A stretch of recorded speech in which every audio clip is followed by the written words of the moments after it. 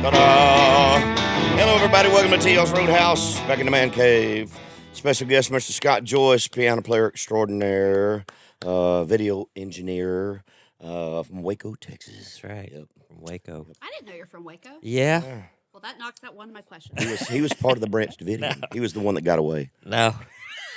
Hey, those people been out there for 40 years before my mom was even born. They're just, doing their thing. They weren't bothering anybody. They weren't bothering anybody. The guy that held everybody hostage? No, he had that cult out there, and the FBI came in and burnt the place down and killed all them people. Yeah, no, I know. That's Janet Reno. Yeah, but Remember they She were was like doing the head of the FBI back then. She was. Yeah. And they were doing some stuff they shouldn't have been doing.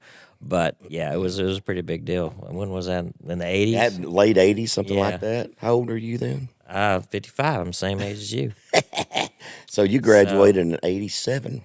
86. Yeah, just like 86. a whole bunch of 86 graduates. Yeah. He's the baby of the bunch, except for Sam. Yep. Yeah. I was born in 87. Were you really? God, I was done with high school then. You was just getting started. Now you're already smarter than me.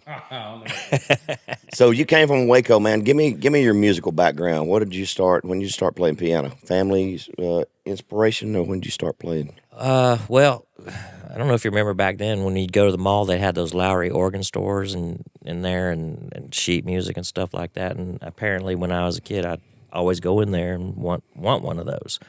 And Mom kind of dismissed it, and for a while, and then finally she's like, "Man, he keeps asking for it. Maybe we'll get him one." She got me a used upright piano. Yeah. They brought the wrong one up the first time. And so set it up there and everything. And Mom's like, that don't look like the one I ordered. And so they had to take that thing down. And so I was 7.5 when they brought up the right piano. And she got me lessons. And I did like most piano players, learn how to read and play by yourself. And you got your metronome and all that stuff. All the classical music. And I wanted to learn. When I heard I'm Easy by Lionel Richie, that piano intro, yeah. I was like, how's that happen? Like surprised that I knew that. Yeah. How do you know that one? I love that song. And the piano part, I just wanted to learn. And I couldn't get anybody to teach it to me. So I went and bought sheet music and tried to read it, And that's just kind of how I started off. So what was the first country stuff that you learned? When did you make that transition into country? Well, back then, I was Ronnie Millsap. Oh, yeah. It's kind of where it's like, it's now, because it's a guitar-oriented genre, country music. But when Ronnie Millsap came in, I was hearing stuff that sounded like something, I could probably figure that out. Yeah, I remember. Do you remember Mike Reed? The football player? The football player that didn't he play piano? And I think he wrote. Didn't he write that big hit for Bonnie Raitt? Yeah, I can't make you love me. Can't make you love me. I think he did. And we did some shows with Mike. Mike was a great piano player. I didn't know he played piano. He did. He wrote all that stuff on piano. He's a good piano player. Yeah. Yeah, I didn't know that, but I love his songwriting. I guess I just kind of slipped by me. But yeah, just the Ronnie Millsap, I guess Mike Reed's writing. Yeah. That stuff kind of caught my ear. But lately, I've kind of been going back to the guitar stuff. I probably could have been a guitar player, too, if I'd have just done that. But I just preferred the piano. It was all laid out in there. You can see all the notes, and there's only one middle C, and it just seemed a little simpler. What was the path that brought you to Nashville? How'd you get to Nashville? Well, initially I went to Texas A&M after high school for about 2 weeks and was in the Corps of Cadets trying to follow my dad's footsteps. Yeah. But it just wasn't me. I was an English major. This was just not something I felt like I could do. So I quit right after. I got to get the hell out of here, Dad. So he had me come home. I went to some junior college and did something for a while. And then I'm trying to think after that. Well, Mom was busy trying to figure out what she's going to do with this kid. And so she found audio engineering school down in Waco. And I thought, oh, yeah, I could mix music. And so I went to audio engineering school and MCC, McLennan Community College. So what you're saying is we really don't need Junior here. Well, I kind of know somewhat of what he's doing. We just consolidated right there. Junior, I'm sorry. I'll just get my shit. No, you stay here. I'll tell you why, because I kind of understand a little bit about signal flow, but it just didn't click with me, and the piano did. I had to take piano lessons along with that degree, and I started doing better and better at piano. Had a really great piano teacher there, Bill Howard, and he taught me how to play the freaking piano. And I was like, yeah, I can do this. So I just kind of went on. And then from there, that was a 2-year degree, and then Dad's all about education, so he sent me to Belmont after that. And I didn't know you went to Belmont. Yeah, See, went that's to Belmont amazing. and graduated from there in '92 with a music degree from there. And then I went to work at Radio Shack right out of college There you until go. I got a call to play at the Nashville Palace. Remember that place? Oh, over there? yeah. Steve Hill and Granny Johnson and all them. And it's funny because they called and I thought they needed help with their VCR. Something was wrong with their VCR or something. I had to help them with that. But they wanted me to come out and audition for piano, so I went out and got that job and worked there, and that was Country Music 101. Learning Granny Johnson giving us numbers behind her back. Yeah. And I was learning from all the other seasoned musicians. These were not schooled musicians. These were guys that could just play. Road musician. Yeah. They were road musicians, and they didn't want to hear my college boy talk, about what kind of chord that was. And I learned to shut my mouth right away and just listen and figure out, what are they doing? How do these songs really go? And that was a great education. What was the first mainstream country act that you got a gig with? Who'd you go out with first? Well, at that time, I had to sub out for something, and I used, Willie Rainsford, the piano player? He was the guy he's a piano player in town here, and Kenny Chesney at that time was like 91, and he needed a piano player for whatever reason, and Willie said, well, why don't you call Scott? So I went out with Kenny, and it was his birthday and mine are the exact same day. So it was my birthday, and that was quite a night, I'll just have to tell you. And so that was my first road gig, was Kenny Chesney in 91-ish, 92, something like that. That's cool. Cool. Maybe 93, because I was done with college in 92. So I did that for about 3 years with him, and then I decided I've got to find me something that's going to last. That's a scary thing about the music business, isn't it? I mean, finding somebody where you're going to be stable and stay for a long time. I mean, that's really the ultimate goal, is to find somebody you can hang with for years and years and years and years. Yeah, and I could have probably stayed there. As just I felt like I felt like I had to move on to something else, and I couldn't really understand it. And to this day, I don't regret putting my notice in and doing something else, because I just wanted to see what else is out there. I've known guys who worked for one guy their whole career, and that's fine for them. But for me, I like a little variety. I can look back over my career and be proud of it. Who's one of the more interesting people that you've worked for out there? I mean, there's some you've worked for a few high profile guys. Yeah, interesting, huh? Most interesting guy. Damn it. Interesting. Well, let's see. After Kenny, I went to Jody Messina briefly, and then between gigs is it's like this for musicians. It's like, what am I gonna do? And I need a second job. I need to do something else. All that kind of stuff. I think the next gig was Blake Shelton. I think it was, I don't know when, that was 2000, something like that. And he had one song, Austin. And I was like, I don't know who this guy is. And I was on the way to the first rehearsal, and I turned the radio on. Sure enough, it's playing on the radio. Yeah. I was like, okay, I like his singing. Maybe this will be okay. And so that ended up being a fun gig for about 6 or 7 years. And he's funny. Just super funny. I mean, the stuff that he came up with was hilarious. And so I enjoyed that gig. I made a lot of good friends on that gig, and then that gig ended abruptly. Just like sometimes they do. Sometimes they do. Sometimes they do. And then I'm trying to think. But I'm trying to think why that was interesting. Well, I'll tell you why that was interesting, was because when we started, we were loading our own stuff in. So I was right at the cusp at the beginning. Yeah. Bring your own crap in, set your own crap up, put it all back away, and then it grew. And I got to sort of see how, oh, well, shit, we got That's a crew fun now. ride to take, isn't it? Yeah. It really is. It really was, to see that progress that he was making, and to see him struggle listening to songs, try to figure out what to cut next, and wondering why the last song didn't go number one like the one before did, and listen to him watch him listen to demos and say, oh, that's a great snare sound. He was looking for a great song in his way.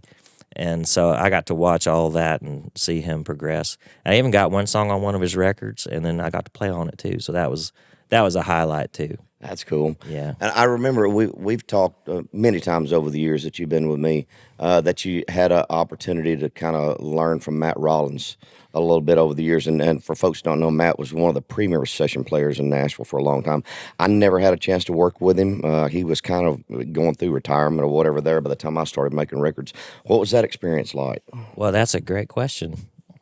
I'll tell you, it's like Matt Rollins plays piano like I wish I could. Now, that's I kind of modified that recently, because that's the guy. You know, there's always a guy. You might have a guy you wish you could sing better than or whatever, just like.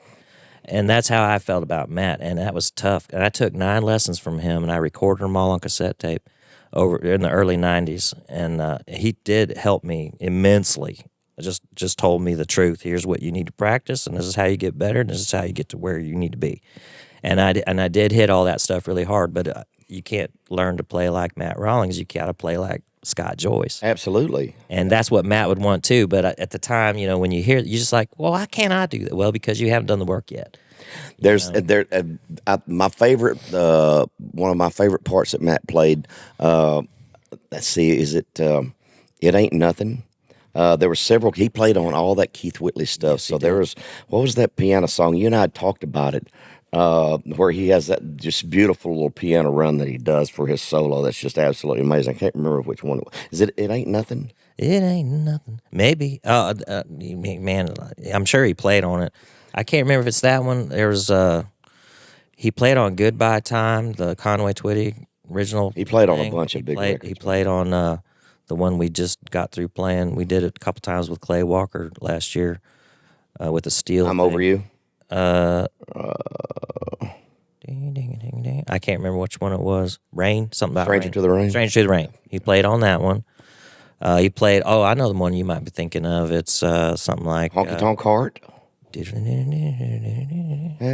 Lucky Dog. Lucky Dog. Lucky That's Dog. the one that has that great piano Yes. solo on it. Yeah. That's pretty awesome. It really is. He's just super crisp and fun. And, And everything is just so precise and just such great dexterity. Just the run that he made. Those the guys at that level, and to know that I've been in the studio with guys like Mike Rojas and Tony Harrell and those guys when they were doing records. Man, it's just the stuff that they come up with just on the fly just blows your mind. It really how does. fast their brain processes things and how quick they can turn and change into another direction if you ask for another style. I mean, that's the amazing thing about some of the session players in Nashville. It's a pretty high bar to try to achieve, isn't it? It must be fun for you, like in a session, to say, you know, that was awesome, but is it? But can you try this? Is that hard to say, or is that? You know, I was watching. Gosh, what's the guitar player's name? Tom Bukovac. There was the guy that does. Rick Beato was doing a sit down with Bukovac, and he asked him what the most difficult thing about being a session player was, and he said, getting your personal self out of the way. He said, because say you're in a session and you've got the track laid and everything's going good, and then you get set up to do your solo run and you just freaking smoke it. You think you've done the exact perfect thing that it needs, and you've really got this thing dialed in and you freaking nail it. And then the producer says, you know, it just that's really great, but try something in this. And I've learned with guys like Brent, you give them a guitar player reference, man. Play me something like Eddie Van Halen, or play me something like B.B. King, or you can give them a direction. Give me something in the style of Martin Knopfler. Their repertoire of being able to go down and stylistically change gears. But Bukovac said specifically, being able to get out of your own way and being able to, even though in your mind you just played the best thing that you thought you could have played for that song, having to stop right then, completely reset yourself, not get frustrated, and do something even better in a completely different direction on the next pass. That's what makes a great session player. Yeah. Just mentally being able to get out of your own way. That's got to be hard to do. Probably, but for me, being able to be in a studio with guys, back to the original question, being able to ask for suggestions and being specific about what you want, leaving gray area, just, man, I just don't like that, try something else. I've learned that guys at that caliber want you to be specific with them, give them specific direction about where you want to go, and everybody's cool with that. Yeah, I think that's good advice. Just general good musicianship is absolutely what all that stuff you were saying earlier about getting out of your own way. And that's, you know, when I think even when you're playing guitar, when I'm playing piano, whatever it might be, we do kind of forget ourselves up there. I mean, that hour and a half goes by fast. Oh, it does, especially when you really know everything that's going on, and you're on stage with 6 or 7 guys, and you look around, you know everybody knows exactly what their spot's going to be, what their role is, what they're going to play. That's a very comforting thing to be at that professional level where there's no guesswork to it at all. Yeah. Yep. Yeah. It's a lot of fun. When you play that, when you got your little thing that you do every night, how difficult is it to juggle organ and stuff in when you're playing piano at the same time? How do you mentally focus on layering? Because I've always heard that being able, a guy with a strong left hand, being able to do a walking boogie line or something and being able to play something completely different, being able to separate your brain like that's got to be difficult. Well, with Kevin, I don't have to play as much left hand. That's because he covers all that. He does. But, to be able to play a good solid left hand, that Dr. John stuff's great for that. And then that's how that's your bass and, that's your drum section, your bass and everything. And then this is your melody, this is your horns and everything. But when you're with the band, it's different. And that's what I learned when I stopped, playing classical and went into this thing, is that there's other guys doing all that shit. You don't have to play everything. There's a guitar player over there. There's two guitar players, So it's actually, it's more about, sometimes I don't even play anything at all for a little bit and just listen and decide, does it need anything here? And then sometimes it does, and I'll jump in. And then as far as the two keyboards, organ, I generally keep organ up here. And then I'm not real tech savvy on the, some guys split their keyboard up into sections and this one's this and that. I can't remember all that crap. So this is piano and this is organ. and then I have a few other things that I kick in here and there. What advice would you give for a young kid, say, that's had some lessons for several years, that really, say they're 15, 16 years old and they dream of coming to Nashville? What's some good advice that you would give an aspiring young talented piano player about the journey that they're getting ready to face? Well, I would say, first of all, keep your sense of discovery and curiosity about the piano, if that's what you want to do. Don't get jaded on it. But you also have to really practice your technique stuff. You're going to have to practice your scales and your arpeggios and all that stuff and get that done. Get that under, so you don't have to think about it as much anymore. And then beyond that, it's, for me, the quickest way to get fast, or the fastest way to get good is to transcribe. So, write down. If you can write the music out, great. If not, just learn score it out. Yeah, it's just figure out what that guy just did, and then learn it, and then play it, and then take it into every key, and then take it and make that change it a little bit and make it your own.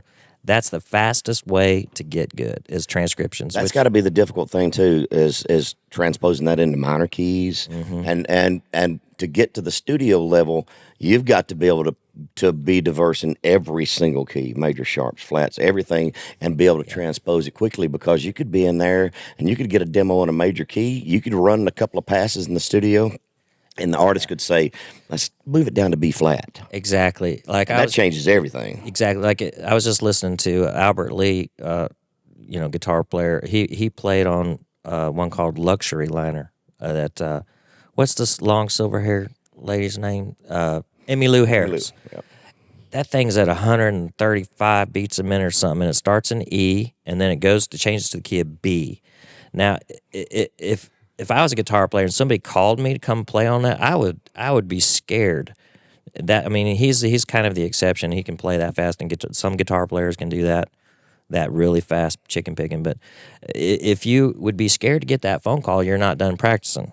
Or maybe there's a lot of stuff you could probably play, but maybe don't take that session. But But you never know till you get there. Yeah, that's you the can't thing. not take that session, because you and if you show up and you can't do it, it'll get around real fast. Yeah, and it's better just to go ahead and finish. Get yourself to where you're really ready for that phone call. And if you're not, you know what? I love playing live. I'm not the fastest player in town, and I kind of know my limitations, but I have a great time playing live. Most of what we play was within my abilities. There's a few things that I struggle with. Challenge you every now and then. Every now and then you keep us on our toes with a lot of stuff, but I enjoy the challenge, and it's great music. So there's a lot of fun to be had, even if you can't be a session player, or you don't think you can, you don't know maybe. But go ahead and dive in and do your practice and get as good as you can. Be better than yesterday is all you're really trying to do. All right, Scott, got a few questions for you. Uh-oh. Mountain or beach? Mountain. Mountain. Chicken or beef? Or tofu? I guess I'll go with beef on that one. What's your favorite Taylor Swift song? She had one. It's Hours, I think it's called. Older one, country song. Liquor, beer, or wine? Yes. Liquor, just met her. I just met her. What's your favorite season? Fall. I thought he was going to say salt. Salt. Little salt, little lime. That'd have been a good answer. Dang it. Backstreet Boys or NSYNC? You know, I'm not familiar with either one of those groups. Bullshit. Good question. Bullshit. Name me a song by each of them. I don't know.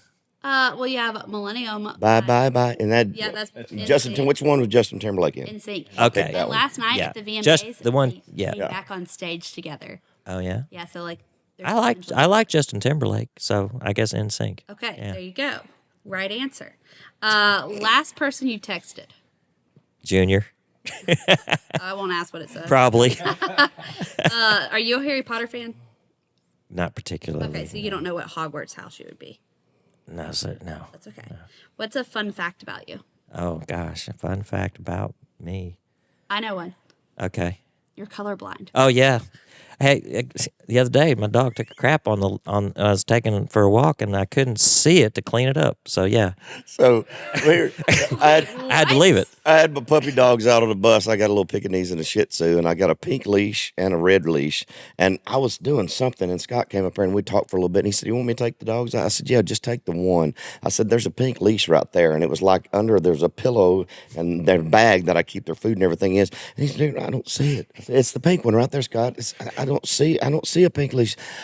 Oh, you're colorblind. You can't see pink. Oh, I understand. Yeah. Yeah. I couldn't see He it couldn't see it. for nothing. Yeah, it all looked the same to him. Yeah, reds, greens, pinks, that's green. It's Things are all. invisible. Yeah. Do you have a guilty pleasure? Let's see. Well, I like easy cheese and Ritz. He does like easy cheese Yeah. a lot. Yeah. And the good easy cheese too. Yeah, the good American, or actually the cheddar's pretty good too. But yeah, that's my guilty pleasure. I think I had some last night in the middle of the night. Wild. Sleep eating. This man. That's all I got.